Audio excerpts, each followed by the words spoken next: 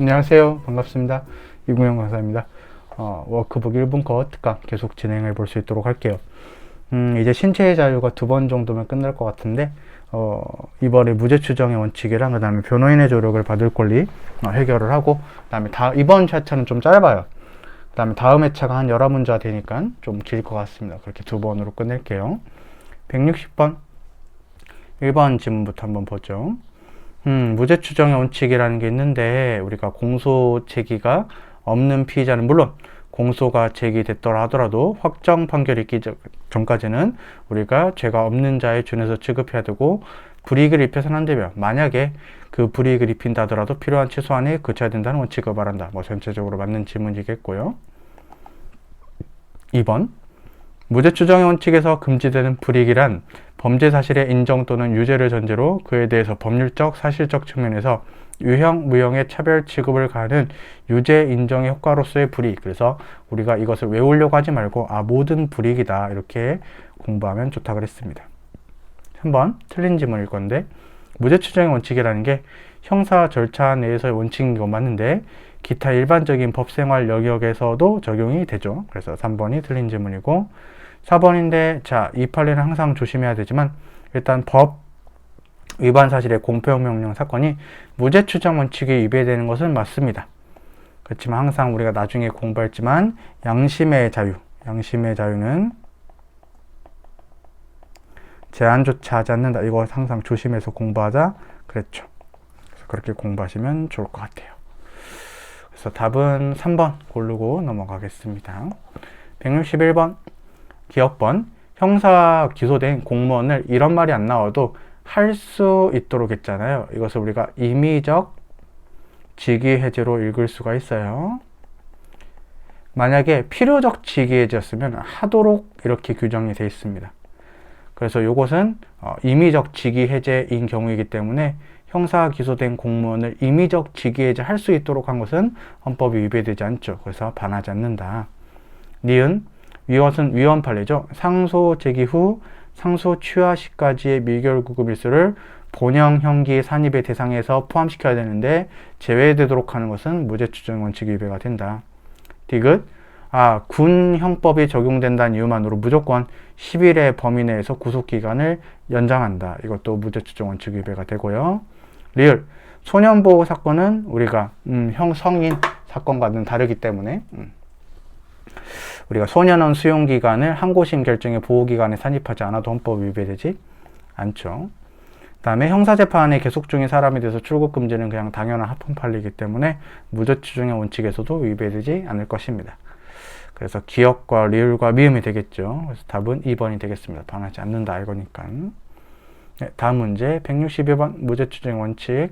1번 무죄 추정 원칙은 피고인뿐만 아니라 피의자에 대해서도 적용이 되고, 2번 수사 절차랑 공판 절차에 이르기까지 다 적용이 되고, 그 다음에 3번 우리가 과징금 부과 처분하라는데 이것도 무죄 추정의 원칙이 위배되지 않는다. 그래서 과징금 부과 처분은 무죄 추정 원칙이 위배되지 않는다. 이렇게 공부하면 되고, 4번 우리가 징계 부과금을 부과하는 것도 무죄 추정 원칙이 위배되지 않는 판례였죠. 그래서 이렇게 빠르게 공부할 수 있는 좀 쉬운 문제가 되겠다.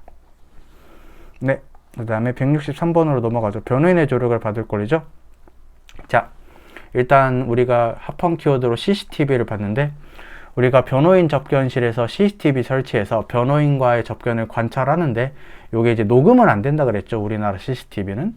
그래서 그냥 교도관이 눈으로 봐야 될 것을 우리가 뭘로 대체할 뿐이다?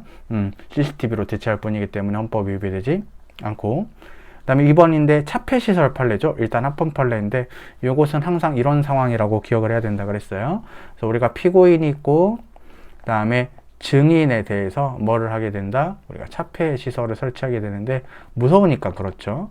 그래서 우리가 변호인이 여기에 가가지고 서로 증인을 할 수가 있겠다. 증언을 하면 되는 것이기 때문에 이것은 합헌 판례이고, 여러분들이 항상 헷갈리는 판례가 접촉 차단 시설 판례가 있죠. 접촉 차단 시설 판례는 어떤 경우다? 수형자랑 그다음에 변호인이랑 있을 때 원칙적으로 접촉 차단 시설에서 하도록 한 게 헌법이 위배되는 판례입니다.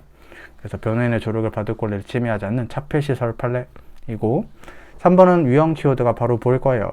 법원이 수사 서류를 열람 등사로 허용을 했는데 우리가 열람만 허용하고 등사를 거부한 치사 빵꾸 판례였죠.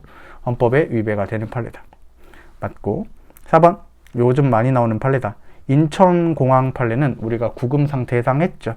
그래서 여러분들 행정 과정에서도 구금 상태가 일어날 수 있었는데 우리가 구금 상태에 놓여 있었다고 볼 수 없으므로 뭐 틀렸고, 그 다음에 이것을 구금 상태인데도 불구하고 우리가 형사 절차에 준하는 행정사건에서 변호인의 조력을 받을 권리가 있는데 그것을 합리적인 이유 없이 거절했으니까 변호인의 조력을 받을 권리를 침해한다 라고 돼 있죠. 그래서 답은 4번이 되겠습니다. 네. 다음 164번 1번은 바로 위헌 키워드 보이세요 여러분들? 아 이렇게 튀니 요즘에 말을 안 들어? 더워서 그런가? 후방 착석 요구 행위죠. 변호인에게 피의자 후방에 앉으라고 요구한 행위는 변호인의 변호권을 침해하는 것이니까 바로 1번이 답이 될 거예요. 그 다음에 2번 불구속 피의자나 피고인도 얼마든지 변호인의 조력을 받을 수 있죠. 그래서 스스로 선임한 변호인의 조력을 받기 위해서 변호인을 옆에 두고 조언과 상담을 구하는 것은 개시부터 절차의 종료일까지 이르기까지 언제나 가능하다. 맞는 질문. 3번 우리가 유죄 판결이 확정된 수형자죠. 원칙적으로 변호인의 조력을 받을 권리의 주체가 될 수는 없어요. 그렇지만 여러분들 수형자의 경우에도 재심을 받을 수 있죠. 이런 것들 여러분들 통신의 자유나 혹은 뭐 재판 청구권 이런 걸로 변호인의 조력을 받을 수 있다라는 것인데, 변호인 선임을 위한 일반적인 교통통신이 보장될 수 있는데요. 이게 변호인의 조력을 받을 권리 12조 사항으로 인정된다는 것은 아니다 라는 것을 여러분들이 똑바로 알고 있으면은 수형자도 변호인을 연락은 할 수 있다 이렇게 읽으면 돼요. 근데 이제 그게 12조 사항으로 인정되는 것은 아니다 이렇게 공부를 하면 되겠어요. 그래서 맞는 질문이고, 4번 우리 미결 수용자의 변호인의 조력을 받을 권리도 법률로서 제한할 수 있죠. 이것이 현충일 새벽 3시에 접견 신청을 했지만 거부당했던 사건인데 이게 변호인의 조력을 받을 권리를 제한은 됐지만 침해는 안 하는 판례다라고 많이 배웠어요. 그래서 답은 1번이 이미 답이었습니다. 165번 문제인데요. 1번 요것은 여러분들 어려운 질문일 거예요. 잘 보세요. 미결 수용자와 변호인 간에 주료받는 서류를 확인을 합니다. 이것은 변호인 접견 교통권을 제한은 해요. 제한은 하는데 뭐는 안 되는 판례다? 침해는 안 되는 판례라고 공부할 수 있어야 돼요. 이것이 올해 경정승진에서 나왔기 때문에 얼마든지 우리 시험에서 나올 수가 있다. 2번.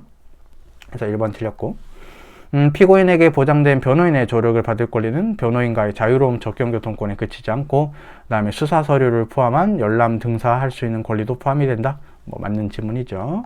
3번 이렇게 길어. 아까 우리가 요 지문과 비교해서 보면 돼요 여러분들. 우리 164번 문제였을 때 4번 지문과 같이 보면 돼요. 그래서 여러분들 3번인데 쭉 읽어볼게요. 변호인과의 자유로운 접견 아주 중요한 내용이다. 그래서 국가안전보장, 질서유지, 공공복리 등 어떠한 명분으로도 제한될 수 있는 성격은 아니다. 이것은 어떤 것이었냐면 여러분들 구속된 자와 변호인 간의 접견이 실제로 이루어졌을 때 요것은 함부로 제한할 수 없었죠. 하지만 만나기 전에는 제한이 가능하다고 그랬어요. 그것이 현충일 새벽 3시에 변호인의 접견 신청을 했는데 기각된, 거부된 사건이 헌법에 위배되지 않았다. 그래서 만나게 해줬으면은 자유로운 접견을 제한할 수 없는데 이것이 변호인과의 접견 자체에 대해서 뭐 만나고 싶을 때 아무 때나 만날 수 있다는 것을 의미하는 것은 아니다. 맞는 지문이 되겠죠. 네. 4번. 자, 공판정에서 피고인이나 변호인이 녹음을 하면은 진술인이 쫄리죠. 그래서 인격권이나 사생활의 비밀과 자유가 침해될 수 있기 때문에 우리가 법정에서 녹취를 금지할 수도 있어요, 여러분들. 진술을 확보한다는 취지에서 이렇게 녹음기 진술인한테 갖다 대고 있으면은 진술인들이 조금 인격권이나 사생활의 비밀과 자유의 침해를 느낄 수가 있겠죠. 그래서 우리가 녹취를 금지해야 될 필요성이 녹취를 허용함으로써 달성하고자 하는 이익보다 큰 경우에는 아무리 피고인이나 변호인을 녹취하고 싶어도 금지될 수가 있어요. 그래서 답은 1번으로 고를 수가 있었겠죠. 네. 그 다음에 변호인과 관련된 지문 한번 보시면 166번 문제 1번. 왜 이렇게 또 안 켜지니? 속상해. 네. 1번. 자, 변호사인 변호인에게는 진실 의무가 인정이 되죠. 여러분들 적극적으로 뻥을 치라고 한 것이 아니라 그냥 우리 그 의뢰인님 진술 거부권 있습니다. 행사하세요. 라고 하는 것은 뭐 적극적으로 은폐하는 것은 아니기 때문에 진실 의무에 위배되는 것이라고 할 수는 없죠. 맞는 질문이고. 2번. 자, 네 번째 줄부터 읽어보면 변호인이 되려는 의사를 표시한 사람이에요. 그리고 객관적으로 변호인이 될 가능성이 있다. 그럼 당연히 이제 다로 접견교통권이 보장이 돼야 됩니다. 이런 경우에는 원칙적으로 제한이 가능하지가 않아요. 이런 경우에는 변호인이 아직 정식 선임이 정식 선임이 안 됐다 할지라도 원칙적으로 변호인 접견을 허용해야 된다. 3번 틀린 지문. 접견교통권이 그 보장 한계를 일탈한 것으로서 허용될 수 없다고 판단할 때는 우리가 신증을 구해야 된다. 맞는 지문이겠고요. 4번. 자, 변호인 또는 변호인이 되려는 자가 구체적인 시간적, 장소적 상황에 버쳐 봤을 때 현실적으로 보장할 수 있는 한계를 벗어나서 접견을 하고자 하는 것은 당연히 정당한 접견교통권 행사에 해당하지 않겠죠. 그래서 허용될 수 없다. 맞는 질문이니까 답은 2번이 되겠어요. 167번인데요. 1번 읽어보죠. 자, 피의자 또는 피고인이 있어요. 체포나 구속되는 거랑 상관없이 변호인의 조력을 받을 권리가 인정이 된다. 맞는 질문. 자, 피의자 등을 조력할 권리 중에 보장되지 않으면 유명무실하게 된 핵심적인 부분은 우리 피의자 등이 가지는 변호인의 조력을 받을 권리와 표리의 관계에 있기 때문에 이렇게 핵심적인 부분은 헌법상 기본권으로서 보호가 돼야 된다. 맞는 질문이에요. 3번. 그래서 우리가 피의자 등의 변호인이 선임되기 이전에도 피의자 등에게 변호인의 조력을 받을 권리가 있음을 분명히 하고 있어요. 빌드업인데요. 바로 뭐를 물어보고자 하냐면은 스포일러지만 변호인이 되려는 자의 기본권을 인정할 수 있다 이거예요. 그래서 넘어가 보시면은 4번.